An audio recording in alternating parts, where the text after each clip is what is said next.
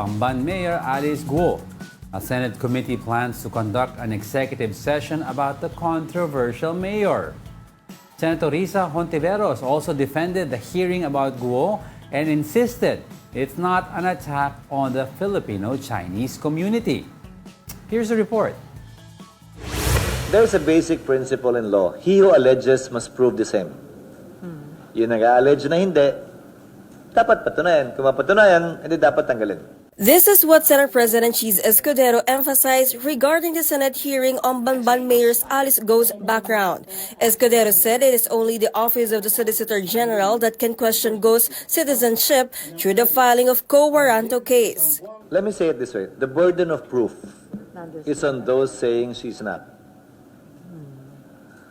Kaya kasi nga, gaya ng sabi ng COMELEC, ministerial ang pagtanggap ng Certificate of Candidacy. In fact, di sila pwede mag-disqualify. Kasi pag pinayagan mo ang COMELEC mag-disqualify, edi pag may hindi gusto ang administrasyon, di-disqualify nila. So, tama lang naman yun.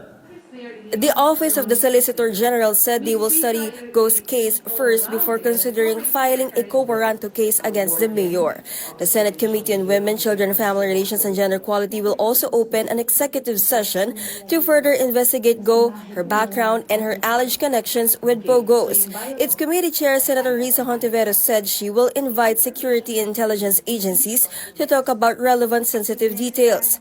Meanwhile, Filipino-Chinese civic leader Teresita Angsi questioned how the Senate hearing focused more on Guo's identity than the issue on POGOs in the country. It started with an investigation with POGO, which we really welcome. But now, naging sarsuela. I mean, it's very irritating to see our senator with so many national problems going below decency and digging out dirt, digging out about boyfriend, mga kasambahay, and all these things. Angsi expressed concerns on how the hearing might affect the welfare of the Filipino-Chinese community in the country. Not just xenophobia, I think it is a deliberate anti-China and anti-Chinese narrative, no, that is being peddled on the public, on the unknowing public. Mga students daw as spies. Sa Pilipinas, kahit nga first family, walang maipago na sekreto. Anong espiya ang gagawin nila doon sa sinasabi nila EDCA site? In response, Hontiveros insisted the hearing is not an attack on Filipinos of Chinese heritage. She also dismissed comments about the hearing being a witch hunt. The senator emphasized that the hearing is about national security, criminal activities, and the presence of POGOs in our country, among others. For News 5, Camille Samonte, We Are One News.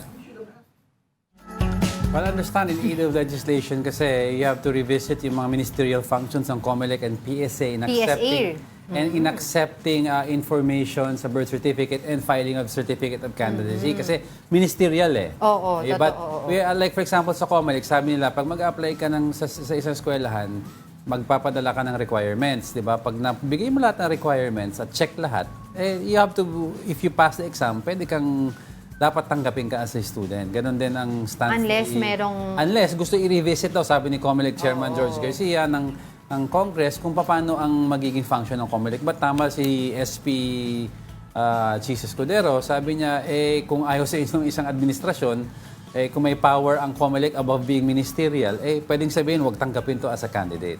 So it's a very tricky, but yung tama yung point ni Ma'am Teresita Angsi, is why they're focusing too much na on the identity. Maybe in passing, you can look at the flaws on how she became mayor, kung lack of identity, o paano siya nag-file ng PSA, ng candidacy, and maybe correct a few policies that will address issues like this. Exactly. Yun lang doon sa PSA lang makikita mo nun doon, di ba? Nakalagay doon na according to Mayor Bamban, siya ay a produkto ng love child siya, di ba? Nakalagay naman sa kanyang birth certificate, married yung kanyang supposedly parents. Ngayon, check nila, paano nangyari yun? Ano yung naging proseso? Bakit nakakuha ito ng birth certificate? Correct. Allegedly with false information. You question the agencies that accepted the information. And then mag-file ka ng kaso doon sa tao na, mali yung mga binigay mo na impormasyon na, di ba? For example lang, if kunyari, sample lang, at saying ginawa ni Mayor, if she bypassed certain procedures or she falsified some information, diba, may fault din siya doon, pero tignan nila yung agencies that accepted the info. And we stop focusing on, bakit sabi mo, love child ka, bakit may mga kapatid ka after and Clearly before. kasi on that, makita natin may inconsistency sa kanyang Yes, statement. but we don't need to focus on that because you're after crafting policies. Exactly. Diba? Anong relevance ng kung sino na una sa mga dyan, ang policies? Simple lang. If there's a possibility na she falsified info, bakit tinanggap ng civil registrar? Sino yung tumanggap? Na civil registrar. Which PSA civil naman registrar said, yun? they're similar sa COMELEC, ministerial lang kami.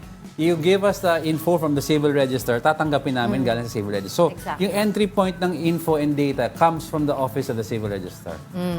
So, doon nila tignan yon. Now, nangyayari, in context, nangyayari itong hearing na to because of investigation sa On POGO-related crimes, diba? Na sinasabi nga nila, merong mga human trafficking involvement and other crimes related to POGO. Ngayon, check din nila, diba? Dun sa POGO, yung licenses nito, bakit sila Yes. nagkakaroon ng mga lisensya through PAGCOR? Ano ang in aid of legislation makikita doon sa PAGCOR na kakulangan nila? Kasi right now, 'di ba, sabi nga naman may punto naman si Mayor, wala tayong kinakampihan dito, titignan natin all sides yung sabi niya, nagkaroon ng POGO sa Tarlac, sa Bamban, sa lugar niya, because bigyan din naman daw ng PAGCOR ng lisensya. And in essence, ang pinaka parang standard operating procedure dyan, lisensya from PAGCOR, then local government will issue permit.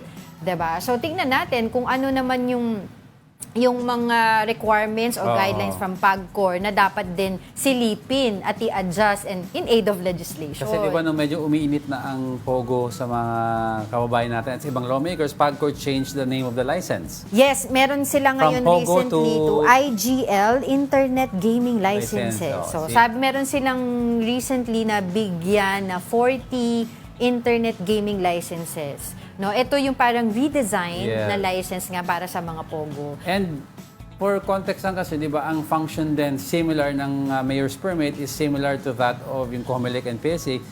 May pagka-ministerial is kung kompleto ka ng lahat ng requirements, prerequisite, then ipapasa mo sa mayor. Kung authentic ang mga pre-requirements mo, then bibigyan ka ng mayor's permit. So yun ang sinasabi ni Mayor Guo, na kompleto naman ang requirements ng iba, inassist ko lang sila sa iba, pero binigyan ko sila mayor's permit dahil meron naman iba-ibang permits na kailangan. So on the other side of the fence, sinasabi nga nila merong chismis naman, pero ito nga, burden of the proof, sinasabi ni SP Cheese, na meron daw, anong tawag doon, powerful na isang politiko backing her, kaya meron siyang mga assets, at may mga, di ba, marami siyang pera, maraming mga assets, kaya yun ay kasama rin sa mga iniimbestigahan. But they're thinking if they're going to invite Mayor Guo dito sa executive session na gagawin ng Senate committee hearing. We understand, Senator with regards to executive session, but while we understand na very relevant din naman ang kwento ni Mayor Guo in all of this, we don't need to, if yan ang stance niya and the way she's answering, then we just drop it, di ba? I mean, they're not going to get or hear the answers they want to hear from her. So, move on to the next and sila na bahala mag-form ng kanilang mga, at the end of the day, yung summary ng mga hearing nila, kung ano yung stance nila, ano yung legislation na pwede nilang gawin based on that. And those concerned stakeholders, pwede natin sabihin yun, mag-file kayo ng kaso para talagang mahabol ninyo itong si Mayor Guo dahil dun sa mga inconsistencies Solgen lang naman niya. ang pwede. Solgen, oo.